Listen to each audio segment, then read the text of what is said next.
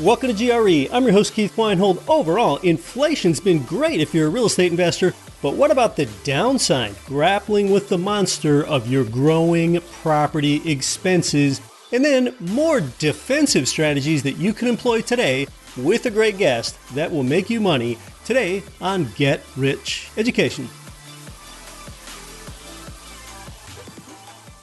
With JWB Real Estate Capital, Jacksonville real estate has outperformed the stock market by 44% over the last 20 years. It's proven to be a more stable asset, especially during recessions. Their vertically integrated strategy has led to 79% more home price appreciation compared to the average Jacksonville investor since 2013.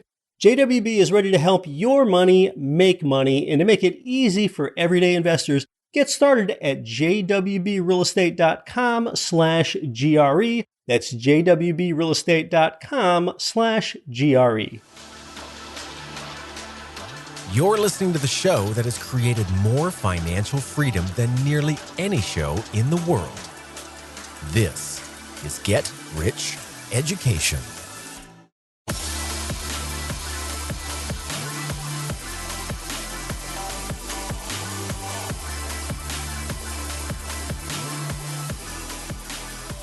Welcome to GRE, from San Jose, Costa Rica to San Jose, California, and across 188 nations worldwide. I'm your host, Keith Weinhold, and this is Get Rich Education.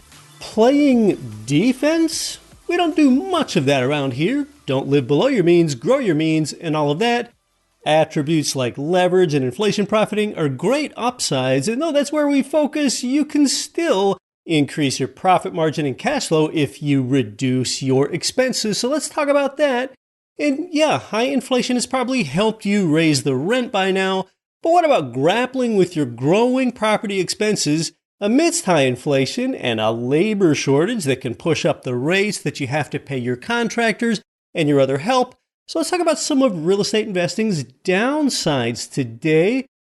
Everyone in the multifamily industry seems to have this new favorite topic of expense control. Yeah, here's why expense control is a major topic today. Year over year, insurance costs are up 17% in U.S. apartment properties, and it's almost surely going to push up again this year. Now, I am citing apartment figures, and a lot of this roughly translates to the 1 to 4 unit space as well, if that's where you're operating. There just tends to be more housing rental statistics out there for apartments. In some markets, in Florida, Texas, and California, the insurance increases have exceeded 20%. And there are also big increases in turnover costs. That's why it's so important for you to focus on resident retention. Now, resident retention could be somewhat easier these next few years if you're in single-family rentals. They tend to be larger properties by square area, so it's harder for that family to move. Single-family rental home supply is also so low that single-family tenants often have nowhere else to go. A lot of apartment supply is coming online. There are a lot of apartment buildings being built now, and with all this construction, so higher turnover costs, that could be more of a concern for apartment owners, but yeah, turnover is more expensive than ever. So a lot of operators are shifting into this mode that's sort of high occupancy and cash flow protection. Year over year, turnover costs are up 15%, utility costs up 10%, admin costs up almost 10%, operations and maintenance costs up 9%, and real estate marketing costs are up 3.5%. So it's been 3 years since the health crisis hit, and operators of big apartment units, they are still struggling to hire and retain the best talent. Now, granted, a lot of those costs and those percentage increases that I just talked about, they're really just commensurate with recent inflation levels, but others are somewhat higher than that yet. Turnover costs are high because where you have turnover, that's exactly when you bear those higher maintenance and repair costs. So when we talk about how you can grapple with and overcome these higher property expenses, well, first, the obvious one is that higher rents cure all of this. And the way that you get higher rents to both offset all of these costs and more, which actually increases your cash flow, even with higher expenses, while retaining your tenant, it's really twofold. And I guess I'd like to introduce a third way, in fact, to deal with higher expenses. Number one is keep your units maintained so that tenants stay happy. Secondly is that there is a right way and a wrong way to give your tenant notice about rent increases. The short story on getting a rent increase while retaining your tenant is just by telling the truth. For example, in the written notice, tell your tenant that your property taxes went up and that your property insurance costs went up. And I will add a third item in here for how to grapple with higher property costs. And I've seen this occur a bit more lately, and it is in that written lease between the property manager and the tenant. And that is that the tenant is the one that pays for minor maintenance and repair items in their rental unit, not you, not the owner. I have property managers that manage my own personal rental properties where I see in the rental contract, the manager already had it in there. I didn't request it at all. The lease agreement states that if there are maintenance and repair needs, that the tenant must pay for them up to $200 per occurrence. That's a common figure that I'm seeing. So yeah, that's the tenant's responsibility. And therefore, the tenant wouldn't even contact the property manager if they have a minor maintenance issue. Yeah, and with it being $200 per occurrence, then if their, say, oven needs a new heating element replaced for $150 and a leaky faucet replaced for $175, then that's the tenant responsibility for each one of those things. So that is an actionable way for you to grapple with higher property expenses. But of course, you or your property manager, you really need to be upfront with the tenant at the time that the lease is signed and go over that part with them just like everything else and make sure they know that they pay for minor maintenance and repair items up to, say, $200, or maybe with inflation, so that's $300. It can be pretty hard, though, to impose that minor maintenance clause on your existing longer-term tenant. It's with new incoming tenants where you're going to have more success with that. So that is a way for you to keep your long-term repair and maintenance costs down. So if a cost is small, then it's the tenant's responsibility. And if a cost is large, then your insurance might cover it for you. And basically, what you're doing now is you're narrowing this zone where you need to come out of pocket, narrowing that zone between minor maintenance expenses and your insurance deductible. But of course, you're still going to have to come out of pocket for maintenance and repairs somewhere. Hey, just yesterday, one of my property managers told me it's going to cost me $592 for some air conditioner maintenance on a tenant's property. They have to replace the disconnect and do some other work. So case in point, right there. Hey, to summarize what you learned so far, overall, high inflation and higher costs for most everything real estate related are treating you well in today's environment. And some ways for you to handle your rising cost side are: number one, maintain your property so that tenants stay. Number two, give notice about rent increases the right way. And number three, for new incoming tenants especially, consider making them financially responsible for minor maintenance items. A few episodes ago here on the show, I talked about how tenants can pay the rent if they have jobs. And America constantly creates jobs over the long term because of innovation. And we don't know where those new jobs will always come from. It's not always apparent when that innovation is still quite nascent. Well, sure enough, ChatGPT, which I think you know by now, it's like a smarter Google search. It's an AI-enabled chatbot, and it promises to change industries and replace copywriters, maybe even podcasters. And it makes some people think that, oh, well, so many people are just going to lose their jobs and people are going to be out of work. Well, tools like ChatGPT are only as useful as the humans asking them questions. So some companies have already begun to hire what they call prompt engineers. Yes, human beings called prompt engineers for prompting or extracting the right info from the chatbots. Just amazing. New technology is creating new jobs, already hiring these engineers. And it just underscores the enduring principle that innovation creates net jobs. It does not destroy jobs. Well, hey, have you done anything cool with ChatGPT? One way that I have used it is that I asked it to write lyrics for me to a real estate rap song. Yes, and they gave me some bars and a chorus and some real estate rhymes. But I mean, the rhymes and lyrics, they were just sort of plain vanilla and rather generic. So no worries, you won't hear me dropping bars here on the GRE podcast anytime soon. Really, what they gave me wasn't that great. I also asked it to write a real estate investing podcast script for me. Yes, like to see if ChatGPT could write the show for me and I could just read it off. And again, though, it generated what I'd call relevant content, kind of. Like if I were to read that off, it would be really hard to listen to. It would just sound like I'm monotonously reciting definitions of real estate words. And there really wasn't any soul or personality behind it. So one thing that ChatGPT cannot seem to do, at least yet, is use sort of real life human experience in conveying information. But definitely check out ChatGPT if you haven't yet.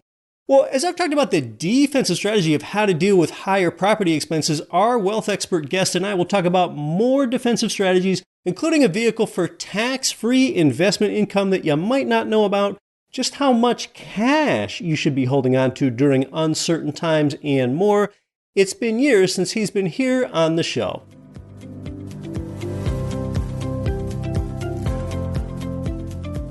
Today's guest is a husband, dad, businessman, and investor. He's the founder of Producers Wealth. It's a wealth firm that helps business owners and investors set up systems that optimize their cash flow and create a lifetime of tax-free liquidity and income. He's also the creator and host of the Cashflow Ninja business investing podcast and the facilitator of the Cashflow Nirvana Mastermind. And that's a community of business owners and investors that want to protect and build wealth during turbulent times. I've been in both the real estate and the media industries for quite a while now, and I can easily see who the takers are and who the givers are, and he is one of the givers. So it's great to welcome back to GRE, the Cashflow Ninja, MC Laubscher.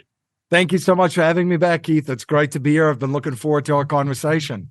He's a Pennsylvanian. I'm a native Pennsylvanian, so we've got that in common. And MC, one thing I see you often doing is helping people eliminate their blind spots. Us investors get pretty passionate and we're into chasing the next deal, and we should be, but you're good at helping people avoid mistakes. And it actually makes sense that you specialize in helping people avoid mistakes. Now, maybe it's not quite the same with the GRE audience, but for most people, their financial education is so low that really I should ask, what do you think is the worst thing that one can currently do in today's financial environment? Business owners and investors are so focused on their businesses and their real estate investments, and they do really well because of it, right? Because they're so laser focused on it. But sometimes it's great just to take a step back and just take a look at the big picture and the entire wealth strategy that you're trying to implement and execute. And like I said, they move things forward really, really aggressively in their business and their real estate. And while they're spending their time aggressively focusing on that, there could be other wealth destroyers that's sneaking up on them, unbeknownst to them. And this could really, really eliminate a lot of what they've built during the past couple of years. So yeah, it's very important to build wealth and multiply wealth, but not so much fun if you're building it and multiplying it to give it back because you forgot the protection part. So one of the big things that we're looking at right now as we're looking at the landscape, and this is globally, by the way. I know that we have a North American and especially a huge audience in the United States listening to us, but it's globally that governments are very much in debt. And whether it is national, federal, whether it is state or provincial, whether it's local governments, and they're all basically, for lack of a better terminology, they're broke. Most of them, almost all of them. What we've seen with governments in the past is, and how do you know how somebody's going to react in the future? Well, you look at their past behaviors, and it'll give you a sense of a high probability indicator of how they will react in the future. So they don't produce anything. They don't really create anything. They facilitate a lot of stuff. And in order for them to facilitate that, they need tax revenue. That's how they get revenue. So I think what a lot of things that we're looking on, and to answer your question, what's one of the things that business owners and investors should absolutely not be doing right now is postponing and deferring as much taxes as they can onto a later date. So one of the things from a philosophical standpoint on taxes is we like to control when we pay taxes, how much we pay in taxes legally, and we like to pay taxes on the seed, not the harvest. So as folks are so focused in their business and investments, this is sometimes forgotten. So a lot of the things that we share with regards to defensive strategies, I have a sports background, so I always talk about defense, that wins you the championships. Great offense wins you games. And you need both of them, by the way.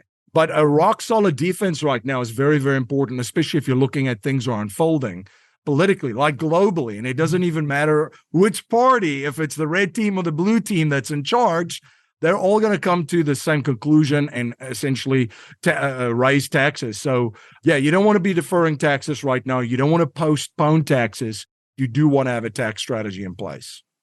MC is from South Africa. Part of his sports background is rugby, in case you were wondering. And it's quite an irony and a paradox that the most powerful nation in the world, the United States, is almost $32 trillion in debt, which is $250,000 in debt per taxpayer. So as you wrap your head around that, really the translation and the summary is that you feel that tax rates are going to be higher later, which is a fairly popular opinion for that reason, so that debts and deficits can be reduced over the long term. I mean, at some point, the interest payments alone on the national debt are pretty scary and rising at an exponential rate lately. But I think the point is that you're saying that you don't want to defer taxes because you would have to pay more later, or is there any sort of optimization around this avoiding deferring taxes? When you look at the wealth strategy of probably 99% of people, they have their qualified retirement plans. They maybe have a primary residence, and then they start building out a portfolio of alternative assets such as real estate. And what we are looking at is, well, how could you position capital that you're generating right now better in the future into vehicles that will not be taxed later, but actually will be tax-free to you at that point, and how you could potentially move capital that you've already positioned in qualified retirement plans into more efficient vehicles from a tax standpoint. Talk to us about how we can do that. There's a lot of different ways to do it. The big thing becomes liquidity, right? Where do real estate investors and also business owners want to position their liquidity? Well, you want to position it in a vehicle that you'll be able to access that vehicle to grow your business and buy more real estate and grow your real estate investment portfolio. Yeah, you can do it through self-directed qualified retirement plans too, but that has the tax implications to that. So what we've used in our strategy overall is the vehicle of life insurance. And we've used it. A lot of folks have heard about infinite banking. They've heard about bank on yourself. There's so many terminologies out for it. But essentially what it is, it's a vehicle of structured specifically, a life insurance vehicle for high cash value immediately. And we use a dividend paying a life insurance policy with a mutual insurance company. And the reason why we use it is we can position capital in there. It's guaranteed. It's growing tax-free. I can access it tax-free at any time to grow my business and or to buy more real estate, to use it for down payments or to use it just to manage real estate. And then also down the line, I'll be able to draw a tax-free income from it to supplement my income in the back nine of my life. It does a lot of different things for you there. So I think the big thing is of the positioning of this capital is where can you position capital that you have a lifetime of liquidity to access to grow your business and your investment portfolio with real estate, and that you eventually can pull from a tax-free income stream if you need to be. So that was one of the things that we shared. But one thing that I also wanted to mention too, Keith, is besides a tax strategy that I mentioned, is the importance, another part of your defensive strategy is your asset protection and your estate planning. So a lot of folks might have a tax strategy that are business owners and investors. They might have heard myself and others speak about the power of this vehicle, of this life insurance strategy with infinite banking. But they completely forget about the asset protection side and the estate planning. Most folks set up their asset protection or their estate planning once. They don't review it. They don't stay on top of it. Things change and so forth. So I just wanted to add that too, to give the big picture. So from a defensive standpoint, you want to be aware of all of the different wealth destroyers that's out there that could potentially bite you down the road because you didn't think about it.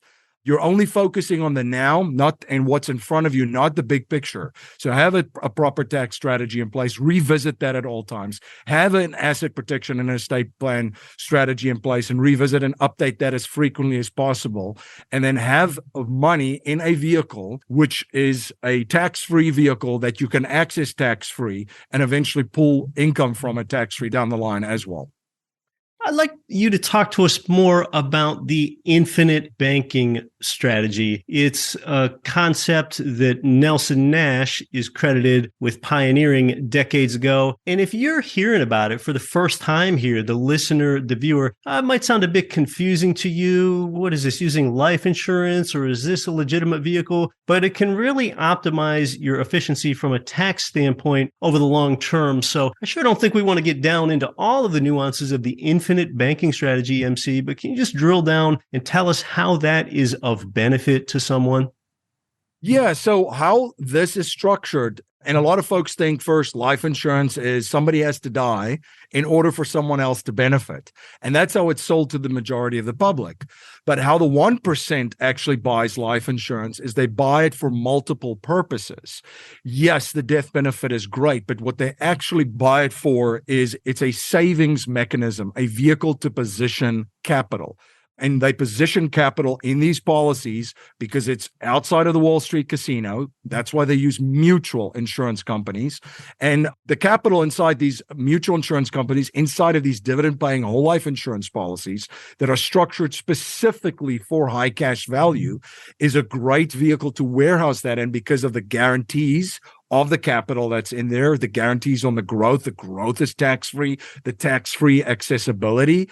And then there's also a ton of other riders that you can add to it for your family and your business continuation strategies, right? So, for example, a disability rider can be added to it. And it is a tax-free death benefit, which goes tax-free to the beneficiary, which could be a spouse, children, it could be a trust.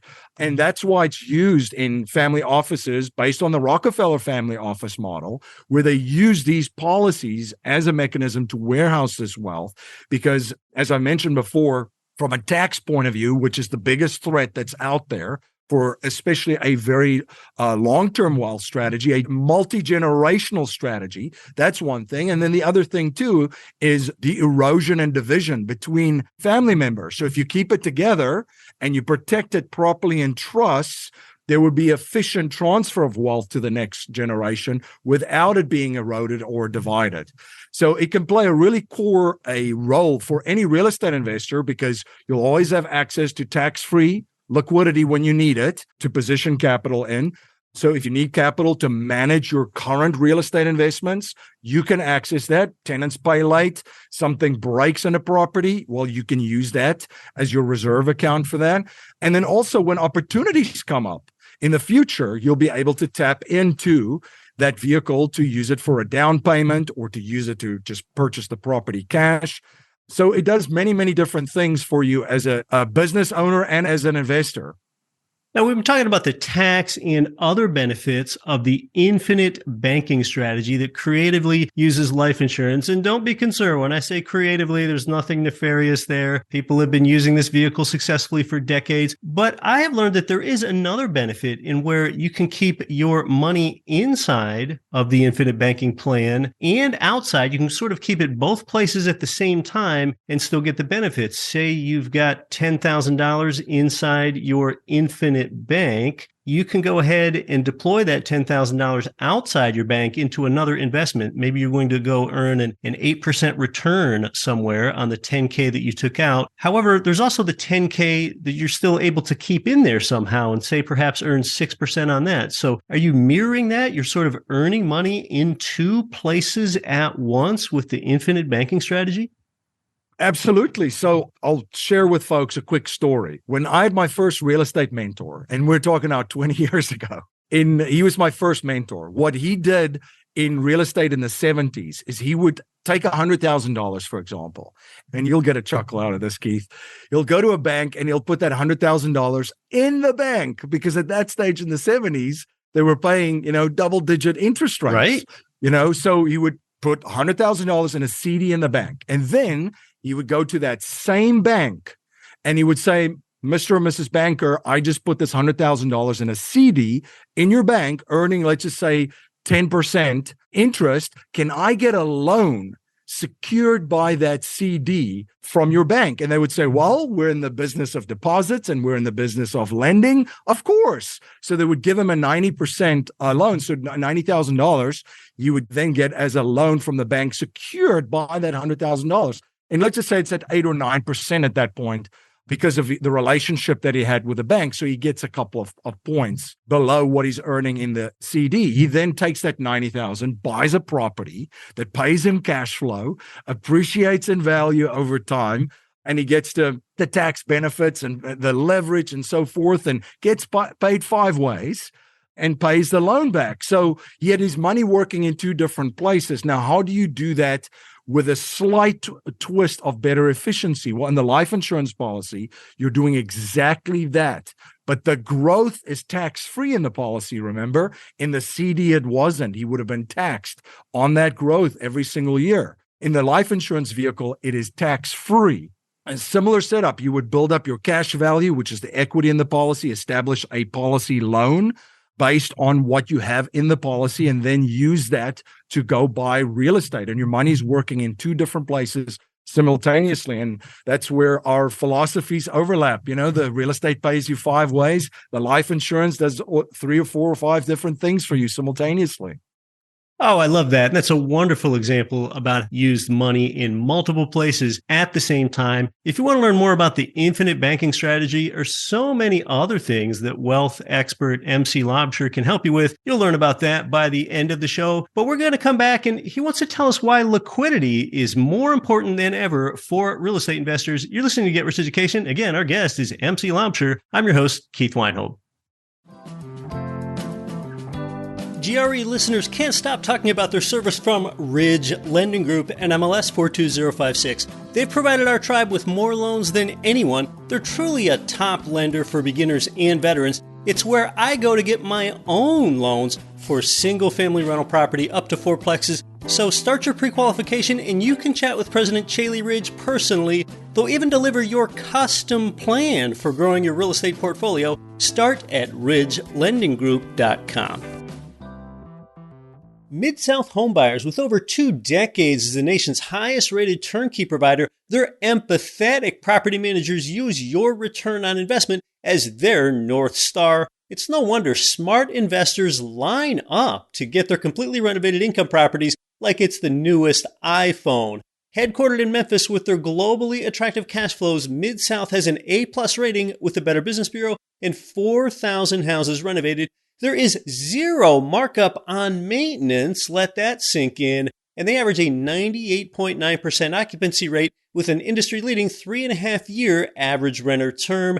Every home they offer you will have brand new components, a bumper-to-bumper 1-year warranty, new 30-year roofs, and wait for it, a high-quality renter in an astounding price range, $100,000 to $150,000. Get to know Mid-South. Enjoy cash flow from day one at midsouthhomebuyers.com. That's midsouthhomebuyers.com. This is Rent to Retirement's Zach Leemaster. Listen to Get Rich Education with Keith Weinhold and don't quit your daydream.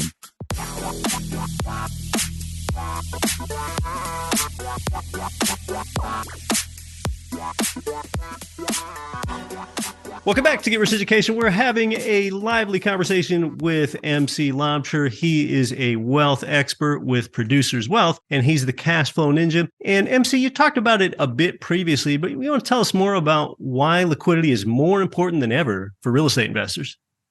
Yeah, I think a lot of real estate investors realized in 2020 just how important it is to have access to liquidity and to have access to it pretty quickly. So there was a lot of people that were shocked, I would say, in March of 2020, because this is something that we didn't quite expect or thought that we would see in our lifetime. So there was a lot of uncertainty. There was a lot of fear. There was a lot of panic. And of course, the media that we have globally these days, they capitalize on this because this gets eyeballs and clicks. So they drive the fear and the panic even more, and you get hysteria. So during all of that, if you had access to liquidity as a real estate investor, you wouldn't have been having sleepless nights at that point of what your tenants may or may not do, because you have to put yourself in the position of the tenant. So you would have been able to float your real estate, to make mortgage payments, to keep everything on track, even if there was a little bit of a hiccup with your tenant base, had you had that liquidity. And then, of course, markets go up, down, and sideways. And we have had an incredible run, I would argue, since 2012 till 2022. And it looks like it's still extending by the looks of things. But at some stage, this run, markets are cyclical. The run comes to an end, and the exuberance of the market leads to malinvestment. And through every single downturn, those malinvestments gets flushed out. It's how the markets weeds out investors that didn't make good decisions at that point. And then the cycle starts again. So wouldn't you want to be in a position to have access to liquidity when the markets does eventually pull back and take advantage of incredible opportunities and buy assets at a discount? We have heard a lot of things in the past. Since I've been in this space, Keith, the past 2 decades, we've heard everything from the US dollar and will the US dollar no longer be the world reserve currency? Right. And of course, the dollar's going to crash and cash is trash and all of those things. And I might have said some of those exact phrases that I just referenced to. If you've been in this a while, you've heard everything from cash is king to cash is trash. Exactly. Yeah. And I think cash has a place to play in every well thought out wealth strategy, a holistic wealth strategy, because, when you're looking at it from a strategic point of view, you look at assets and holdings that you have and capital that's positioned somewhere, and you ask yourself, why am I putting my capital there? And what is it supposed to be doing for me? What are the outcomes that I want? And what is it doing for me inside of my overall strategy? So a pool of liquidity, of cash for real estate investors can help you through tough times, when there's tenants that's not paying, when there's stuff breaking in properties. I was jokingly say, got that T-shirt as a real estate investor, in my career. I'm glad I had access to cash at that time. And then when opportunities come up, when markets do pull back or soften, or there's a dip and you can buy assets at a discount, you want to have access to capital at that point, because the folks that do have access to capital, they're going to be able to pick up those assets. And the folks that do not, unfortunately, they're not going to. So liquidity is huge, and it's very important in a holistic overall strategy in times where there's still a little bit of uncertainty. We're starting to get a clearer picture economically of what's going on. But at any given point in time, things can pivot. So you want to be positioned for that. It's a great stabilizing factor. Let's talk about the amount of cash that it might be prudent for an investor to hold. And then secondly, ways in which they can hold that cash. I've often guided people, and it is good to have 3 to 5% of the value of your total real estate portfolio in liquid cash. That's just the real estate part of your reserves. So if you have $1 million in property, therefore you'd have 30 to 50K in liquidity. Oftentimes you want that in cash, but you can have it in other liquid things. For example, gold has had great liquidity in value for millennia. So if you want to hold the bottom 20K of your 30 to 50K in reserves for real estate in gold, sure, you might go ahead and do that. But why don't you talk to us about the amount of cash and then good ways in which to hold on to that cash? You sure want it to be liquid or else it's not cash. Yes, exactly. So, and you bring up a great point. I talk about the stable of horses that folks should have in place. I borrowed that phrase from a friend of mine, Francis Hunt, but you need a stable of horses where you position capital. So what you just mentioned too, gold. Yes, absolutely. Gold has been money for centuries. And being from South Africa too, we are still one of the biggest gold mining countries in the world. Right. Johannesburg is literally referred to as Egoli, the city of gold, right? The gold reef city. You do want to have some allocation to that. It's a great hedge. It's wealth insurance. You do want to have some cash. And the amount, I think what you shared was a great baseline. What we recommend too is at all times a minimum of 6 months for your personal business and investing economy. We've raised that actually to 12 months. And, personally, I've raised that even a little bit more than that. I think at certain times of investment cycles, you increase your position on cash. And in other times, you decrease it when you're going shopping and buying discounted assets. So at least the bare minimum of 6 months, but I would say 12 months is actually will give you a good night's sleep. It's a sleep well account. And we position it in life insurance. We position it in the infinite banking system because we could get access to it very, very quickly. It's not a bank account that with an ATM card, but 48 to 72 hours, you can have a wire right into your account and you can have access to it.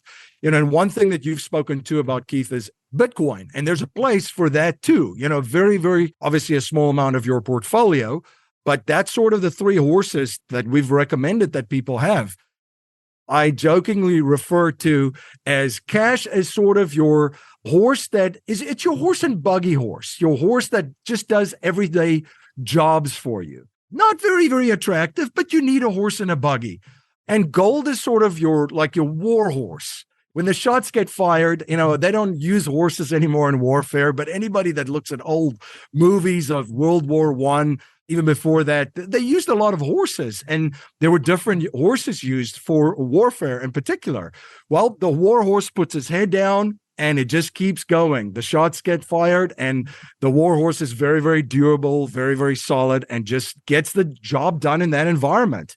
And then you have the fastest horse, which in this case, I will say that Bitcoin is probably your sprinter, your racehorse, which could do, obviously provide a lot of upside potential for you and has a great inflation edge. So you should have a little bit exposed to that. The stable of horses is a great way of looking at it so that you're prepared for any scenario. And when you mention one should have 6 to 12 months in cash, you're talking about to cover 6 to 12 months worth of their living expenses. That's correct.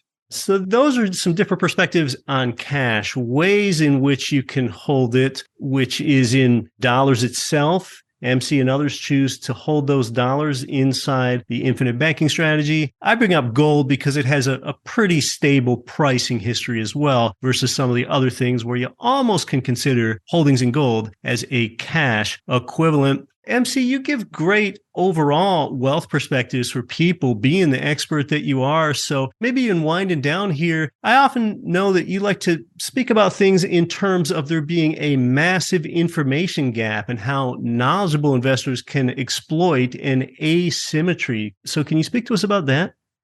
So a big question that folks ask me constantly is there's obviously been some turbulent times and the waters are still choppy.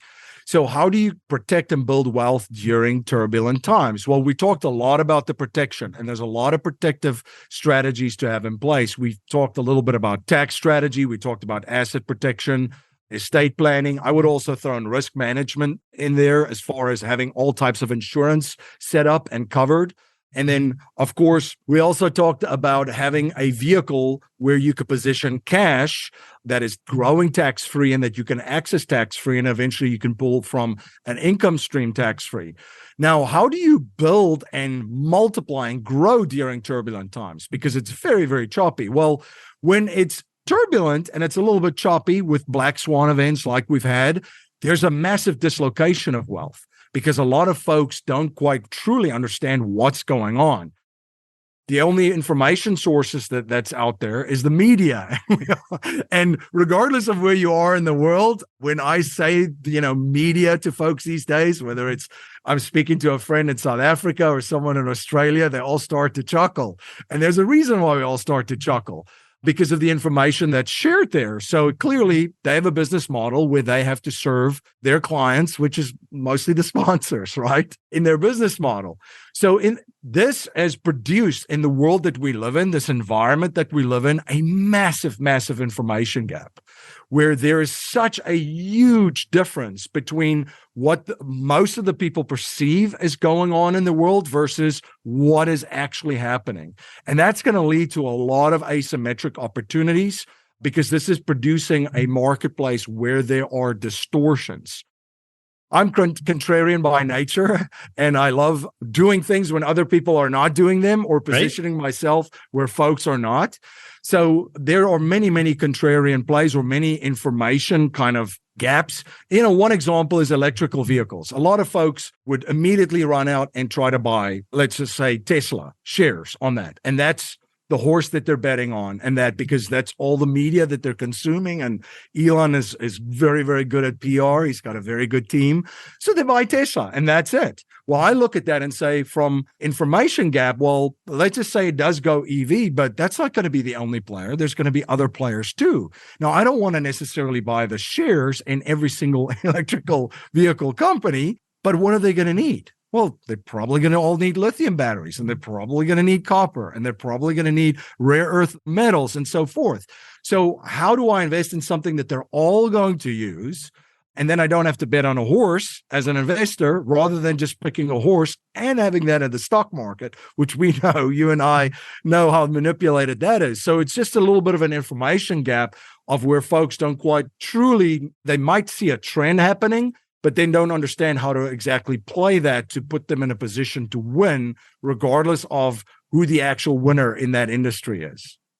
It's wild that we have an information gap while we're squarely in the information age. A lot of that has to do with polarization and people just staying in their same think silo. So some really good perspective there. We've been talking with MC Laubscher about how you can best manage your cash for tax efficiency and other things while you accumulate cash and form some capital for your next real estate investment or your next investment in anything else. MC, if someone wants to learn more about you and what you do with these holistic wealth strategies, including potentially employing the infinite banking strategy and everything else that you do, what's the best way for someone to learn about you? Oh, thank you for asking, Keith. For people that are interested in learning more about this infinite banking strategy, they could go to yourownbankingsystem.com. That's yourownbankingsystem.com. There's a presentation there that's about 30 minutes that shares the entire strategy and how business owners and real estate investors can utilize this to increase their cash flow efficiency. And then everything else is cashflowninja.com. We've got everything else there. And if they're interested in learning more about what we do there, they could just visit cashflowninja.com.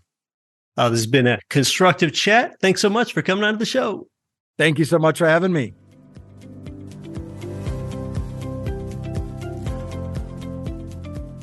Yeah, a lot of good ideas there from MC Laubscher. Be sure to check out his resources.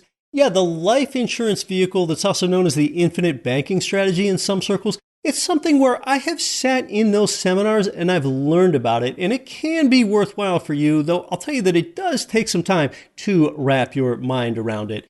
And a bit like his mentor's CD, but better, you can maintain it for liquidity and tax-free growth while you're using it in two places at the same time. We've really spent time talking about and answering the question of what can go wrong here on today's episode. And one thing that I want you to keep in mind during these uncertain times is that times are always uncertain. It's not like tomorrow or next week or next year or next decade that the clouds will part and you'll have complete clarity or any clairvoyance in your life. And there are a lot of profound quotes about certainty from Vincent van Gogh to Voltaire, but I won't cite any of them. My take is that in order for you to make meaningful progress as an investor or a bodybuilder or a poet or anything, is that you actually need to let go of certainty. Otherwise, you'll have no progress. So commit to what you know works over the long term while you maintain a small amount of liquidity, because times will perpetually be uncertain. I am just the lead singer of an incredible band here. For COO, Andrea Newbern, Content Manager, Matthew Blunt, Investment Coach, Naresh Vissa, Web Manager, Marvin Diaz Jr., Sound Engineer, Bidron Jampo, I'm your host, Keith Weinhold. We'll run it back next week. Don't quit your daydream.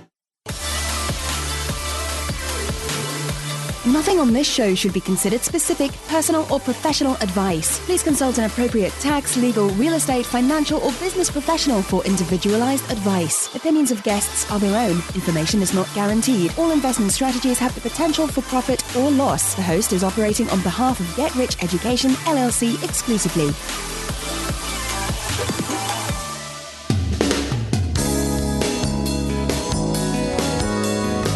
The preceding program was brought to you by your home for wealth building, GetRichEducation.com.